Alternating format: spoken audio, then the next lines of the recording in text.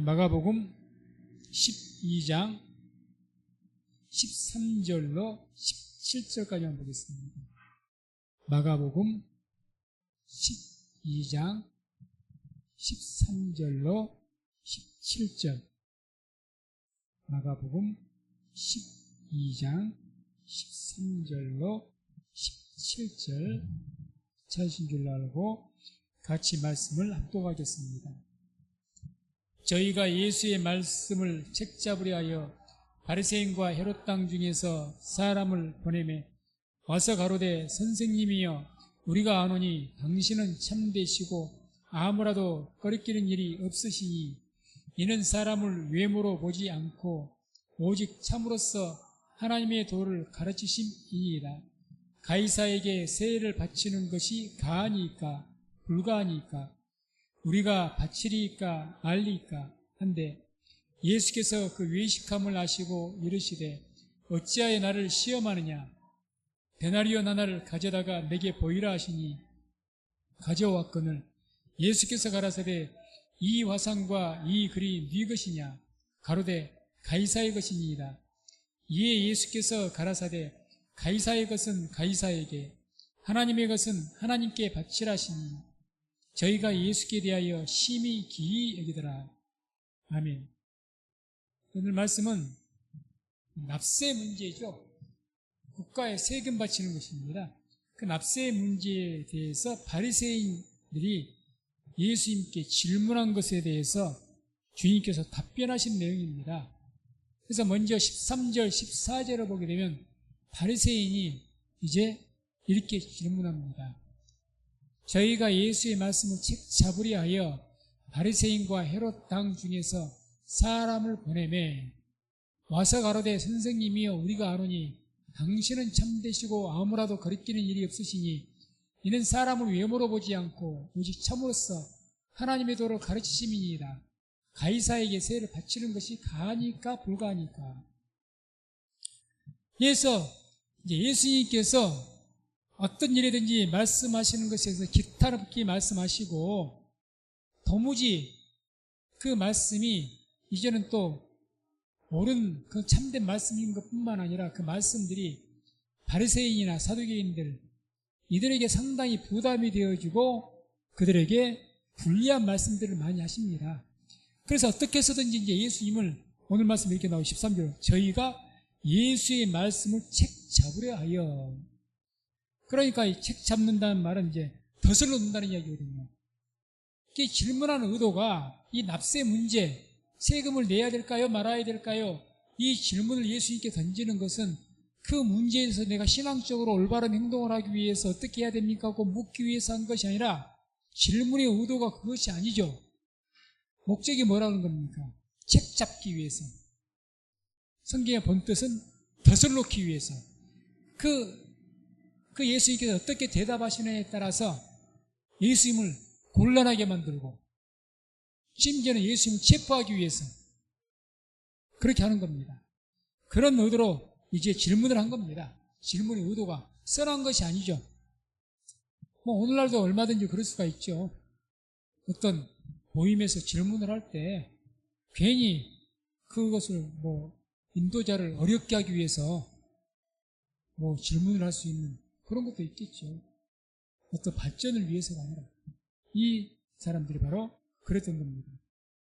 그래서 13절이 계속 보게 되면 바리새인과 헤롯 땅 중에서 사람을 보내네. 그래서 책 잡을 목적이기 때문에 바리새인이 아마 질문을 했을 것입니다. 바리새인들은 당시 율법사라고 하니까 성경에 박식한 사람들이죠. 그러니까 어떻게 해서든지 율법에 예수님의 대답 중에서 율법에 반대되는 부분, 문제가 되는 부분이 있으면 바로 문제를 제기하기 위해서 아마 바리새인들이 갔을 것이고 이 바리새인들이 질문을 했을 것입니다. 예수님에게. 그러면 또 헤롯 땅, 바리새인들을 갖고 또 헤롯 땅 중에서 가서 헤롯 땅들은 당시에 이제 권세가들이죠. 권력 있는 사람들입니다. 그 권력 있는 사람들을 왜 데리고 왔겠습니까? 만약에 예수님께서 대답을 하셨는데 문제 있는 발언, 이 나라 당국에 어떤 잘못된 발언을 한다 그러면 즉시로 제목을 뒤집어 써서 체포하기 위해서 헤롯 왕 중에서 사람들을 또 데리고 간 겁니다. 이게 바리새인들과 헤롯 왕, 이 둘이 결합을 한 거죠. 평소에는 사이가 별로 안 좋습니다. 이들이 안 좋은데 예수님을 잡는 것에는 이들이 하나가 된 거예요. 그래서 바리새인들은 어떻게 해서든지 질문을 통해서 덫을 놓으려고 했고, 그 대답 여하에 따라서 제목이 딱 증거로 잡히면 즉시로 예수님을 체포하기 위해서 이렇게 출동한 겁니다. 그러고 나서 이제 드디어 질문을 합니다. 14절에 가이사에게 세를 바치는 것이 가하니까 불가하니까. 가이사란 말은 로마 황제를 대표해 말 때 가이사라고 하죠. 가이사. 가이사에게 세를, 황제에게 로마에 세금을 바치는 것이 옳습니까? 틀립니까? 이야기죠. 당시에 어떤 지금 세금을 말하느냐? 당시에 예수님 당시에 이 가이사에게 이 세를 바친 거 뭘 이야기한 거면 인두세라고 이야기합니다. 인두세. 오늘날 우리나라 같은 경우 주민세라고 해야 될까요? 인두세. 사람 한 사람당 무조건 세금을 먹이는데, 그 인두세가 남자가 14살 때부터 인두세를 내야 되고 여자는 12살 때부터 인두세를 내야 되는데 65세까지 계속 해년마다 인두세를 내야 했습니다. 그 인두세는 약 한 데나리오. 한 데나리오니까 한 데나리오는 뭐 당시에 일꾼의 하루 품삯이라고 하니까 결코 적지 않은 돈이기도 했습니다. 그 인두세를 낸 거죠. 뭐 그 외에 다른 뭐 지세도 있었고 땅세죠, 토지세. 그런 것도 뭐 곡식 수확에서 5분의 1에서 10분의 1까지 내게 있고, 소득세, 어떤 소득으로 되면 소득의 1%를 또 세금을 내게 있고 그런 세금도 있었지만, 그런 세금은 뭐 문제를 삼았던 것은 아니고 유대인들이 인두세를 문제 삼았습니다. 그래서 많은 유대인들이 인두세를 잘 안 내려고 있어요. 왜냐하면 인두세를 낸다는 것은 어떤 의미를 가지고 있느냐? 유대인은 하나님의 백성인데 인두세를 낸다는 것은 이 유대인들이 황제의 소속이 된 황제의 종이라는 것을 인정하는 행위가 되기 때문에 안 내려고 있어요. 그래서 많은 유대인이 거부하고 안 냈습니다. 그래서 유대인들과도 굉장히 말이 많았습니다. 내야 된다, 말아야 된다. 복잡했죠. 그래서 가이사에게, 황제에게 이 인두세를 우리가 낼까요? 말까요?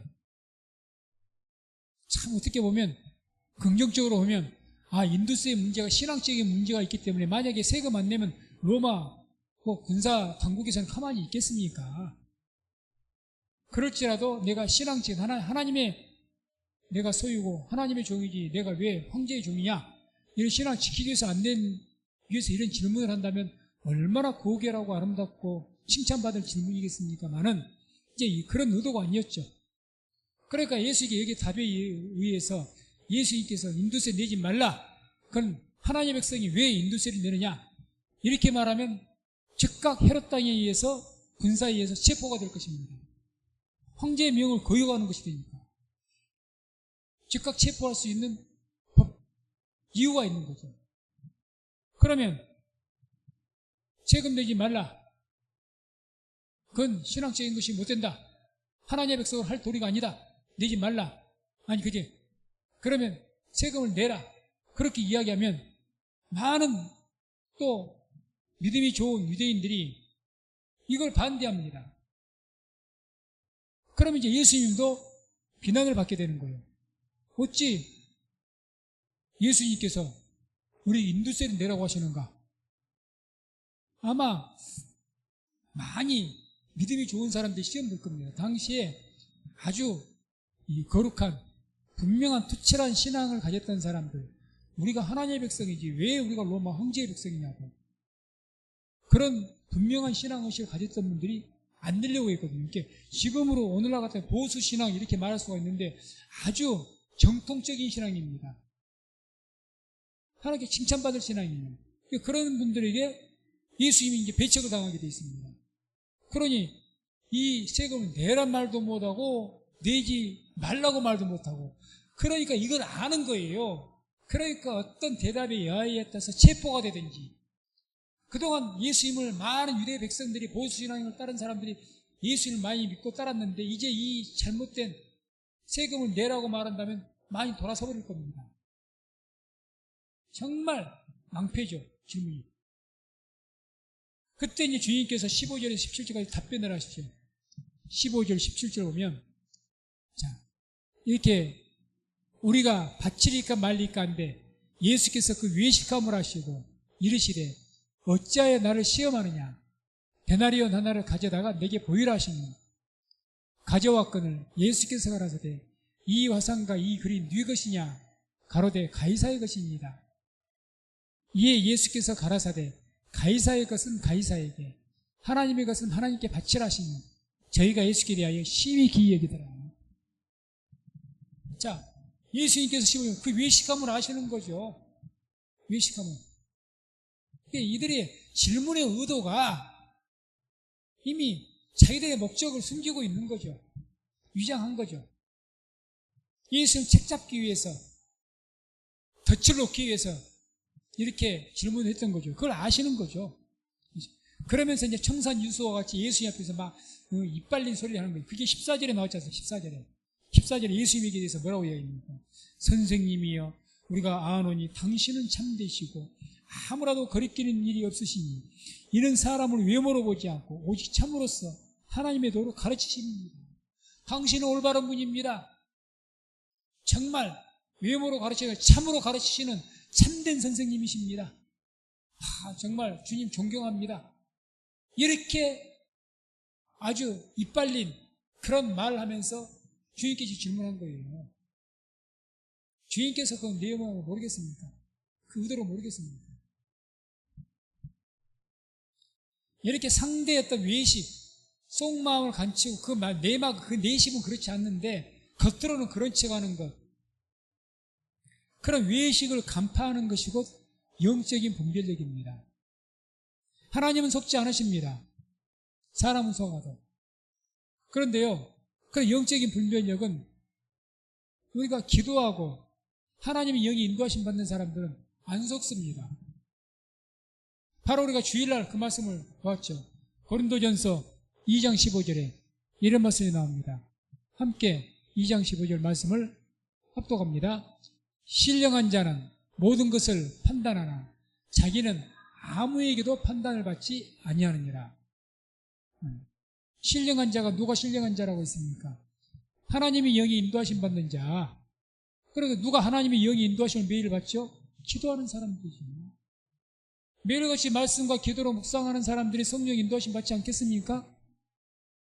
그런 신령한 자는 모든 것을 판단합니다. 판단해요. 이분들은 쉽게 안 속습니다.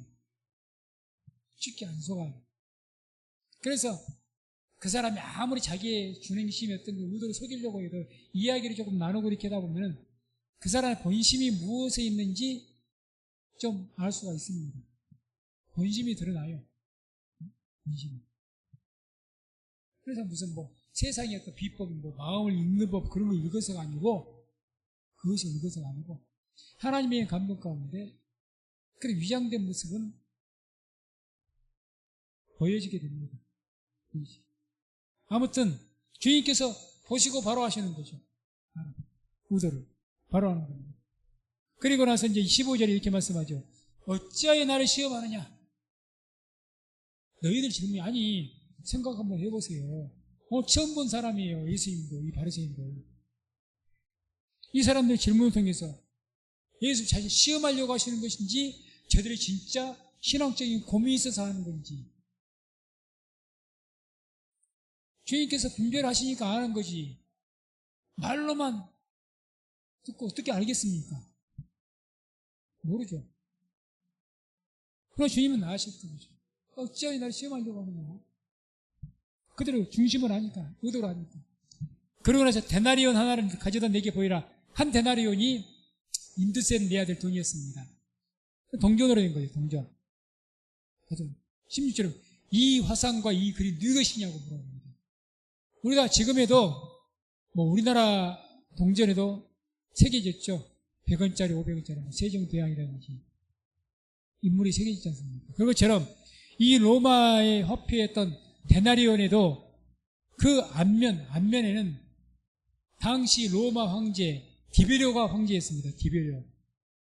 이 황제의 흉상이 새겨져 있고요. 딱 새겨져 있습니다.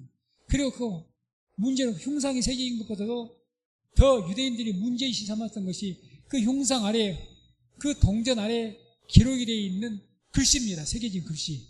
거기에 뭐라고 써져 있느냐? 이렇게 새겨져 있습니다. 가이사 디베료 신성한 아구스도의 아들 만인의 주, 이렇게 새겨져 있습니다. 그렇게 로마 황제 디베료는 신성한 아구스도라는 것은 로마 황제를 대표해 상징적인 그런 말이거든요. 그 아구스도의 아들이요 만인의 주다, 만인의 주라고 있습니다. 이게 문제가 되는 거죠. 지금 로마 황제를 뭐라, 만인 만백성, 자기가 다스리고 있는 모든 백성들의 주인이다, 그 말입니다. 아마 오늘날 우리나라 화폐가 뭐 이런 내용이 담겨 있을 수가 없지만 담겨 있다면 당연히 문제시가 돼야 됩니다. 당연히. 하나님 외에는 우리의 주가 없습니다. 하나님 외에 우리 주가 있을 수가 없는 거죠. 그래서 이제 이 세금 문제에 대해서 옛날에 한번, 지금은 이제 그 문제가 없어졌죠. 그때 당시에 교회에서 반대했기 때문에 그게 없어졌습니다. 처음에는 어떤 문제 때문에 반대가 됐느냐? 교회 자체도 교회 헌금에 대해서 세금을 매기려고 했습니다. 헌금을. 왜 세금 매기느냐? 다시 말해서 이 교회에서 운영해서 헌금 나온 것을 수익으로 보는 거예요. 일반 회사에서 어떤 영업하는 사람들이 장사를 위해서 수익을 하는 거죠. 그러니까 그 소득세처럼 교회 헌금에 대해서 소득을 했으니 소득세 내라는 겁니다. 그것 때문에 교회 꽤 오래된 이야기입니다. 저도 서명을 했고 반대를 많이 했습니다만 반대를 많이 했죠. 그래서 헌법 조항을 들먹이면서 종교의 자유가 있을 때는 신앙의 자유까지, 신앙의 내용까지 포함된 것인데 우리가 하나님 믿고 하나님의 자녀란 것을 고백하면서 하나님 앞에 예물 드리는 것인데 그 예물을 갖다가 어떤 기관이 떼어간다면 그거는 하나님 위에 또 다른 기관이 있다는 소리가 되는 것 아니겠느냐. 돈이 문제가 아니라 우리가 절대 줄 수 없다. 그러니까 이제 하나님 믿지 않는 세상 사람들은 교회가 뭐 돈이 아까워서 저런다, 별소리 그냥 우리 돈이 아까워서 그랬던 것이 아니에요. 그래서 양보한 것이 뭐냐? 그 세금은. 그러나 목회자의 사례에 비해서 세금 받는 거, 그건 우리가 허한다. 이 목사도 이 나라 국민이기 때문에 뭐 목사라도 하나님께 11조 드리고 뭐 나온 부분에 세금 내면 되는 거니까 그런 것은 상관이 없다.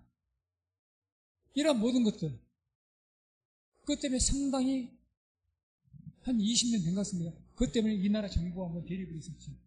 결국 교회에서 이제 했는데 그것을 이제 정부에서 포기했고, 아무튼 그런 일들이 또 있다면 중요한 것은요, 우리가 싸워야죠.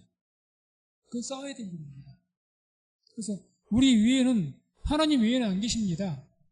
하나님 위에. 그래서 보이지 않게 종교 위에, 쉽게 말해서 우리가 믿는 그 어떤 하나님 위에 군림하려고 하는 그런 의도가 다분히 있거든요. 다분히 있습니다. 그래서 이번에도 코로나 때문에 정부에서 의도적으로 보이지 않게 교회에 군림해서 교회를 통제하려는 그런 의도가 저희가 있는 것 같다 보니까 교회에서 방귀를 들었던 겁니다. 불가능한 것이 아니고 얼마든지 코로나를 우리가 예방을 잘해서 정부의 수칙대로 지킬 것 다 지키면서 예배를 드리면 되는데 무조건 강제로 딱 해버립니다. 그것은 뭐냐? 이 질병을 빌미로 해서 교회를 통제하겠다는 이게 빌미가 되니까 이걸 한번 길을 열어주면 얼마든지 이 정부에서는 그 빌미 잡을 수가 있습니다. 나라가 이런 위험이 있으니 교회가 하지 마. 요거 있으니까 하지 마. 뭐 교회 모이지 마, 뭐 하지 마, 뭐 하지 마. 얼마든지 교회를 좌지우지할 수 있는, 그래서 통제를 해하고 핍박할 수 있는, 뭐 공산주의 나라가 지금 그러는 거죠. 공산주의가. 제도적으로 정치로 막아버린 거다, 이겁니다. 정치로. 그걸 삼자교회라고 그러거든요. 중국 정부의 법 아래 공산당 아래가 교회가 있거든요. 공산당 아래가. 공산당에 말을 안 들으면 교회 못 세우게 해버립니다. 못 세우게. 그것은 우리가 인정을 못하는 거죠. 이게 안 되는 겁니다. 아무튼 그런 문제가 있죠. 그래서 이제 이 화상이 누구 것이냐 했더니 16절에 이 바리새인과 헤롯 왕들이 뭐라고 하면 가이사의 것은 가이사의 것입니다. 그 화폐가 황제 우리 무리에 있습니다. 그렇게 말하니까 예수님께서 17절에 오늘의 핵심이 얘기입니다. 17절에 가이사의 것은 가이사에게, 하나님의 것은 하나님께 바치라. 아주 위대한 말씀이죠. 또 이 질문에 대해서 그들의 덫을 놨는데 그 덫을 소용이 없게 만들어버린 거죠. 답변을 하셨는데 아무것도 문제를 삼을 수가 없게 돼버린 거예요. 가이사의 것은 가이사에게, 하나님의 것은 하나님께 바쳐라. 이건 뭘 의미하는 것이냐? 하나님께 대한 의무와 국가에 대한 의무를 딱 분리시켜버린 겁니다. 분리시키는 거예요. 하나님께 대한 의무를 너희가 할 것은 해라. 이렇게 하나님께 바쳐라. 11조가 됐든 이렇게 하나님의 것을 하나님께 바쳐라. 그게 하나님에 대한 의무가 아니겠느냐? 이 나라 국가에 대한 의무가 있기 때문에 내가 해야 될 것은 또 해라. 딱 분리시킨 거죠. 그러니까 이 말이 지금 하나님에 대한 신앙을 갖다가 위배한 것도 아니고 국가에 대한 반역을 한 것도 아니고 그런 말씀이 되는 거죠. 여기에서 우리가 주로 말하는 것이 정교 분리의 원칙을 이야기하는 겁니다. 정교. 정치와 교회는 분리가 돼야 된다. 자꾸 교회 안에 정치가 들어오면 안 되죠. 절대 막아야 되죠. 교회 안에 정치가 들어와서 정치가 판도치게 되면 옛날 로마 카톨릭 시대로 가는 겁니다. 카톨릭 시대로. 카톨릭 위에 부패해서 종교 개혁을 했는데 정치와 교회가 하나가 되지 않습니까? 황제를 교황이 임명을 했으니까 당시에 절대 권력을 가졌던 것이 교황의 권세였으니까 그런 교회가 너무 막대한 권력 갖다 보니까 부패해버린 것 아닙니까? 종교개혁을 했던 것이 오늘날 개신교고 오늘날 기독교고 거기다 원리 가이사 것은 가이사에게 정부의 국가에 대한 의무는 국가에 대한 의무 해라. 하나님께 대한 의무는 하나님께 대해서 정확하게 해라. 그래서 이렇게 국가에 대한 의무에 대해서 이행할 것을 이야기하죠. 그런 말씀들이 이제 성경에 보게 되면 우리가 나옵니다. 국가에 대한 의무에 대해서 우리가 하지 말라는 게 아닙니다. 하라는 겁니다. 주님께서는. 자, 로마서 13장 1절 7절 한번 찾아보시기 바랍니다. 로마서 13장 1절부터 7절까지. 여기에 우리가 국가에 대해서 어떤 태도로 우리가 살아가야 될 것인가 분명히 말씀합니다. 로마서 13장 1절로 7절. 로마서 13장 1절로 7절까지. 찾으셨으면 말씀을 같이 한 목소리로 읽습니다. 각 사람은 위에 있는 권세들에게 굴복하라. 권세는 하나님께로 나지 않음이 없나니 모든 권세는 다 하나님의 정하신 바라. 그러므로 권세를 거스리는 자는 하나님의 명을 거스림이니 거스리는 자들은 심판을 자취하리라. 관원들은 선한 일에 대하여 두려움이 되지 않고 악한 일에 대하여 되나니 내가 권세를 두려워하지 아니하겠느냐. 선을 행하라. 그리하면 그에게 칭찬을 받으리라. 그는 하나님의 사자가 되어 내게 선을 이루는 자니라. 그러나 내게 악을 행하거든 두려워하라. 그가 공연히 칼을 가지지 아니하였으니 곧 하나님의 사자가 되어 악을 행하는 자에게 진노하심을 위하여 보응하는 자니라. 그러므로 굴복하지 아니할 수 없으니 노를 인하여만 할 것이 아니요 또한 양심을 인하여 할 것이라. 너희가 공세를 바치는 것도 이를 인함이라. 저희가 하나님의 일꾼이 되어 바로 이 일에 항상 힘쓰느니라. 모든 자에게 줄 것을 주되 공세를 받을 자에게 공세를 바치고 국세 받을 자에게 국세를 바치고 두려워할 자를 두려워하며 존경할 자를 존경하라. 아멘. 한마디로 국가에 대한 의무를 성실하게 너희가 이행해라 그 말입니다. 오늘 말씀에 여기서 세 가지로, 이 말씀은 세 가지로 우리에게 말씀을 가르쳐 줍니다. 첫 번째는 모든 권세는 하나님께서 정하신 것이라는 겁니다. 이 나라의 정부의 그 권세도 하나님께서 정하신 줄로 믿습니다. 이 성경 기록 당시의 정부는 로마 정부입니다. 로마 정부. 로마 정부의 권세도 하나님께서 정하신 것이다. 이렇게 말씀하신 거예요. 그러니 굴복해라. 굴복해라. 복종해라. 그 이야기죠. 그래서 다 이 권세가 하나님께로 나지 않는 것이 없다. 하나님께로부터. 그러죠. 세상에 어떤 권세가 있지 하나님께서 허락지 않으면 안 됩니다. 지난 주일에도 말씀드린 것처럼 참새 2마리가 한 낫살에 떨어지는 거, 그것도 하나님께 허락지 않으면 안 떨어진다고 했는데, 참새 1마리가 떨어지게 하는 권세가 떨어지지 못해, 그 참새 1마리를 잡는 거 잡지 못하게 하는 그것도 권세라면, 그런 사소한 권세도 하나님께 허락지 않으면 안 되는데, 국가의 권세가 하나님의 허락 없이 되겠습니까?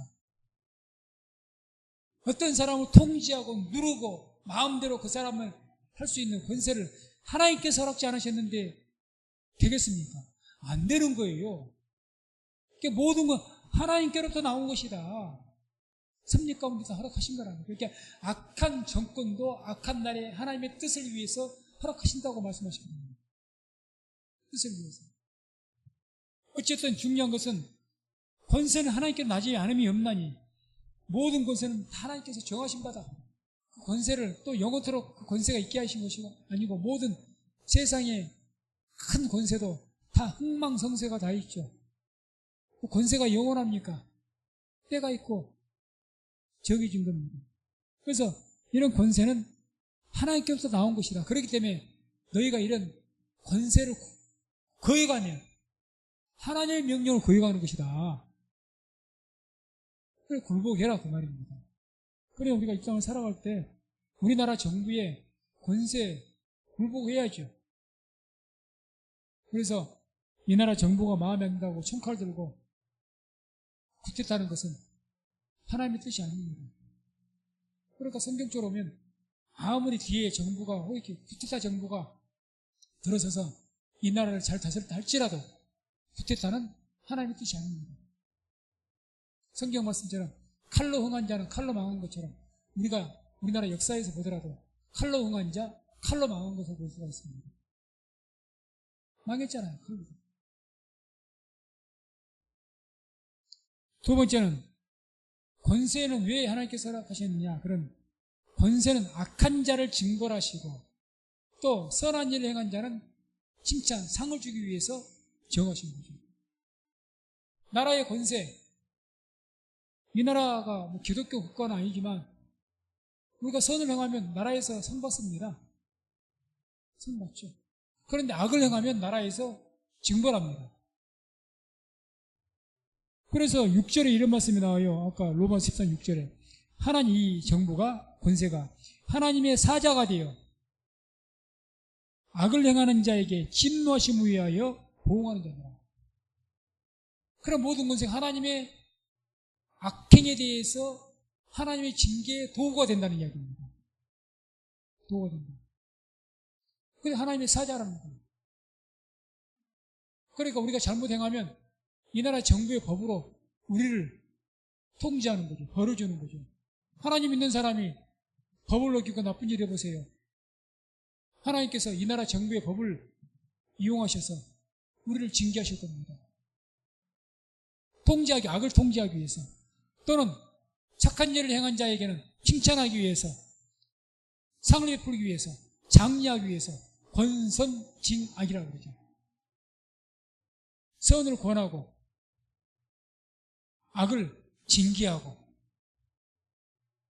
이게 권선징악이죠. 그렇게 하기 위해서 주님께서 권세를 허락하셨다는 겁니다. 권세를. 그래서 그렇기 때문에 5절에 이런 말씀, 그는 하나님의 사자가 되어 내게 선을 이루는 자죠. 이 정부의 권세가 하나님의 사자가 되어서 선을 이룰 것이다. 하나님의 뜻을 이룰 것이다. 그러니 공세를, 바칠 자에게 공세를 바치고, 국세를 바칠 자에게 바치고, 공경할 자를 마땅히 공경해라 말씀하신 줄을 믿습니다. 그래서 우리는 먼저 하나님께서 이와 같이 국가에 대해서 순종할 것을 말씀하셨다는 것을 말씀을 생각하시고, 정말 하나님을 경건하게 믿는 사람은 국가에 낼 세금도 성실하게 납부한 것이 맞습니다. 어떤 잘못된 신앙인은 그래요. 세금에서 자기가 여러 가지 편법을 통해서 탈세를 해가지고 그것을 정당한 것처럼, 그게 축복 아닙니다. 하나님께 징계받을 일입니다. 정직하게 내야 되죠. 정직하게. 누구보다도 정직해야 되죠. 우리 예수 믿는 사람들은 이 나라에 대해서 또 세금이 나오면 누구보다도 정직하게 납세를 해야 됩니다. 그게 하나님께 영광 돌리는 거예요. 그게 진정한 경건한 그리스도인입니다. 그냥 뭐 세금 안 낸 것을 자랑처럼 이야기하는 분들이 있더라니까요. 심지어 책 중에 세금을 갖다 적게 내는 법, 그런 책도 있습니다. 내용은 저는 안 봤지만 그런 책이 있어요. 도적질이죠. 그래서 도적질. 정당하게 해야죠. 하나님의 것은 하나님에게, 정당하게 내가 12일째 하나님의 것으로 드리는 것이고, 이 나라의 세금은 하나님 정해진 것이니까, 또 하나님께 내라고 했으니까 내야 되는 것이고, 그게 하나님의 뜻이에요. 누구보다도 이걸 잘해야죠. 왜 세상의 사람들에게도 저 사람 참 정직하다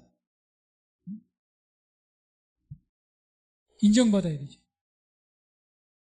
다음에 베드로전서 2장 13절 14절 이 말씀이 이제 중요하죠. 베드로전서 2장 13절 14절.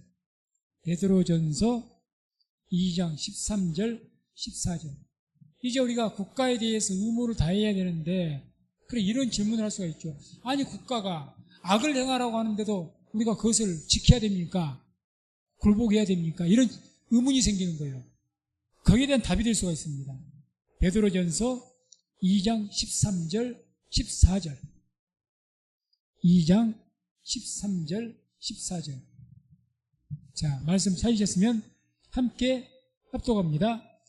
인간의 세운 모든 제도를 주를 위하여 순복하되, 혹은 위에 있는 왕이나 혹은 악행하는 자를 징벌하고 선행하는 자를 포장하기 위하여 그의 보낸 방백에게 하라. 이런 말씀이 나오죠. 자, 중요한 말씀이 13절에 나오죠. 인간의 세운 모든 제도, 권세를 말합니다. 그런 제도, 주를 위하여 순복하라는 겁니다. 주를 위해서. 여기서 주를 위해서 순복하라고 말합니다. 모든 권세에 너희가 순복하되, 복종하되, 누구를 위해서 복종하라고요? 주를 위해서. 그럼 우리가 이렇게 말을 한번 바꿔보죠. 만약에 우리나라의 정부가, 만약에 우리가 신앙인으로서 하지 말아야 될 일을 명령한다. 예를 들어서 일제시대까지 신사참배와 같은 우상에게 절할 것을 명령한다. 그러면 거기에 순복해야 됩니까?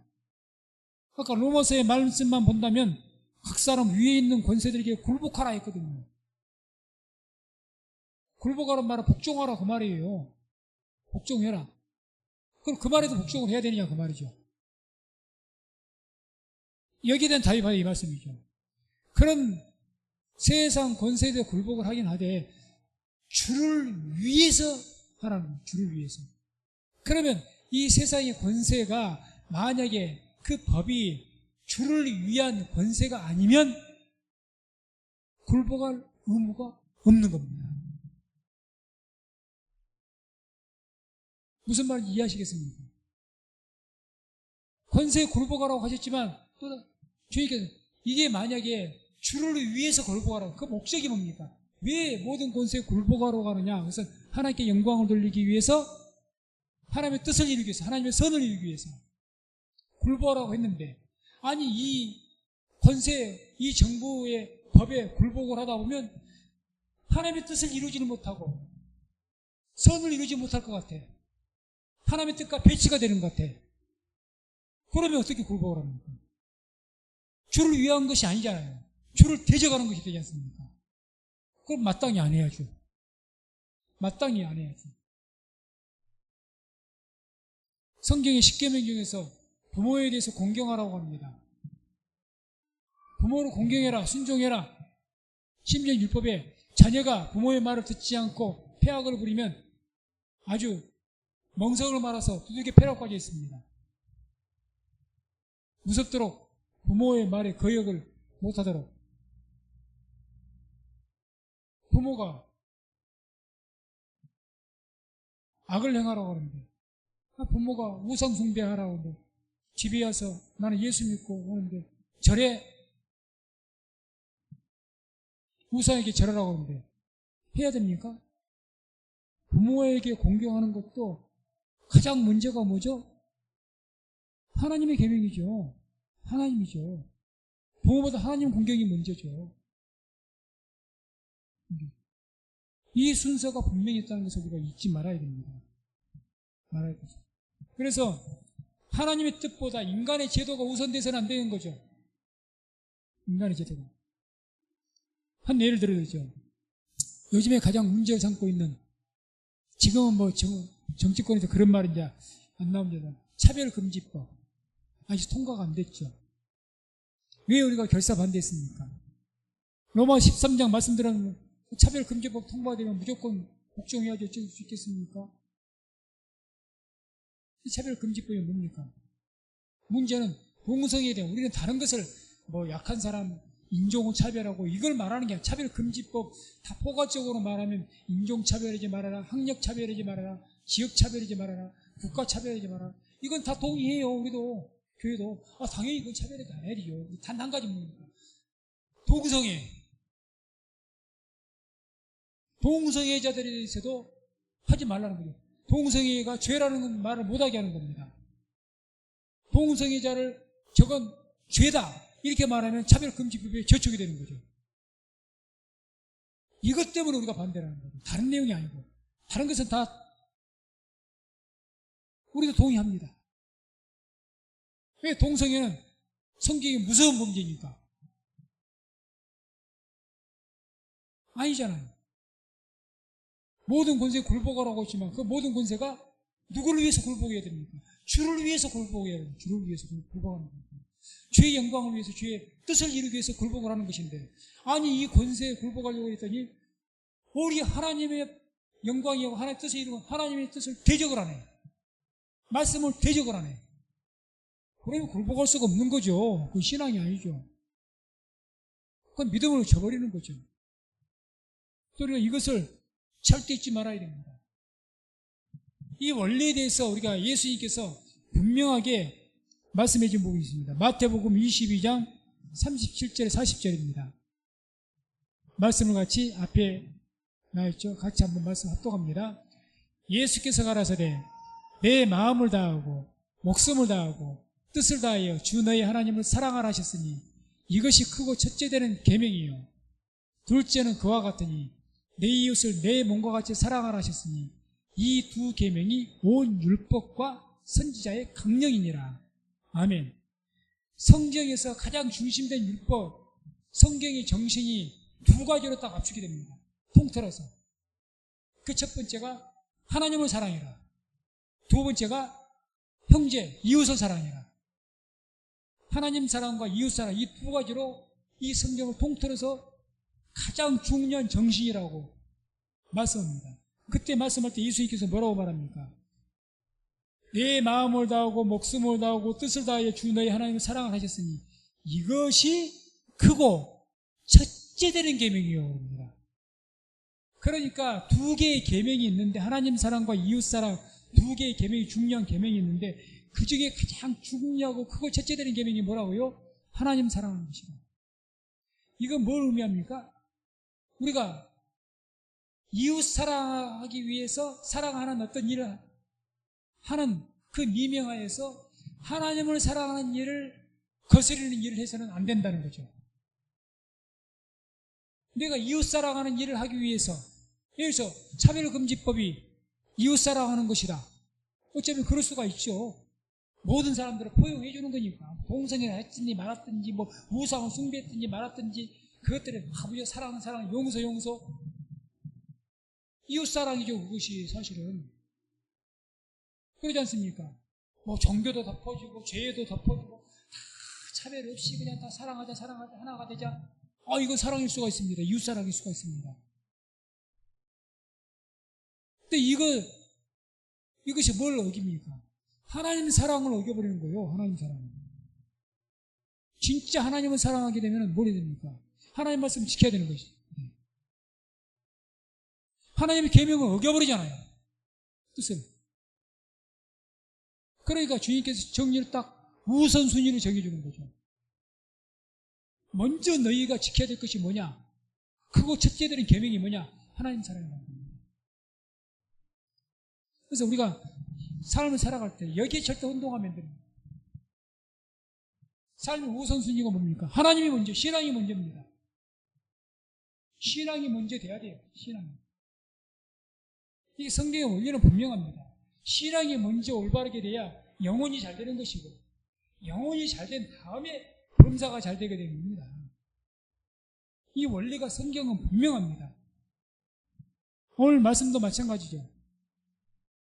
가이사의 것은 가이사에게 주고 하나님께 하나님께 바쳐라 하지 말라는 게 아니죠.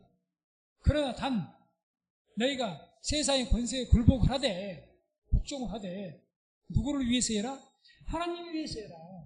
주님 위해서. 그러니 세상 권세에 굴복한다 할지라도 그것이 하나님의 뜻을 이루는 것이 아니고 그 세상 권세의 법에 따르는 것이 하나님을 대적하는 것이 되면 하지 말라는 이야기가 되는 거죠. 하지 말라. 그래서 항상 이러한 올바른 신앙관을 가지시게 되기를 주의 이름으로 축원해 드립니다. 그게 믿음을 지키는 거예요. 그게 믿음 지키는 겁니다. 영적인 우선순위라는 거. 믿는 사람이 우선순위가 뭔지도 모르고 살아가면 그거는 참된 신앙이 아닙니다. 뭐가 중요한지를 모르는 거야. 내가 무엇을 먼저도 지켜야 될 것인지 모르요. 그래서 말씀 듣습니다. 오늘 말씀을 통해서 주님께서는 분명하게 하나님의 것과 또 국가에 대한 어떤 것을 구별하셨습니다. 이러한 주님께서 말씀하신 그 말씀을 통해서 삶을 살아갈 때 올바른 신앙생활 하시기 바랍니다. 올바른 신앙. 그래서 내가 뭔가를 선택해야 될 때 내가 이것을 따를 것인가 말 것인가, 내가 이것을 따르다가 손해를 봐도 따를 것은 내가 하나님을 사랑하는 부분, 신앙적인 문제가 되었을 때는 내가 손해를 보더라도 따라야지. 사람들이 나에게 모욕을, 그것 때문에 나를 핍박을 하더라고. 그게 먼저니까. 그래서 우리가 가는 길은 좁은 길인 겁니다. 그것 원칙 없이 그냥 사랑부터 하자고 신앙은 뒤로 제껴두고 산다면 힘든 일이 있겠습니까? 칭찬받지 사람들에게. 이 사람에게도 좋게 하고 저 사람에게도 좋게 하고 다 좋다 좋은 것이 다 좋다 그러면요, 주님 말씀처럼 너희가 모든 사람에게 칭찬을 받는 자는 화가 있을 것이다. 칭찬받는데 왜 화가 있다고 합니까? 모든 사람에게 칭찬받는다면 그건 신앙인이 아니기 때문에 그래요. 지킨 것도 먹을 것도 없어요. 그냥 좋은 게 좋은 거 사니까 칭찬받는 거예요. 이 사람도 좋다 저 사람도 좋다, 인기가 있는 거죠. 근데 신앙관을 분명히 딱 세우고 그것에서 딱 자를 것을 잘라버리면 분명히 반대편에서는 욕하죠. 우리를 서운해하죠. 핍박하죠. 당연한 겁니다. 그렇기 때문에 우리가 가는 길이 십자가의 길이죠.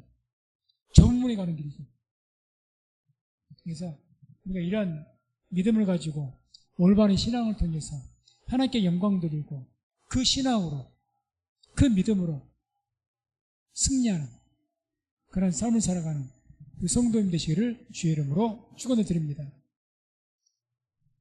358장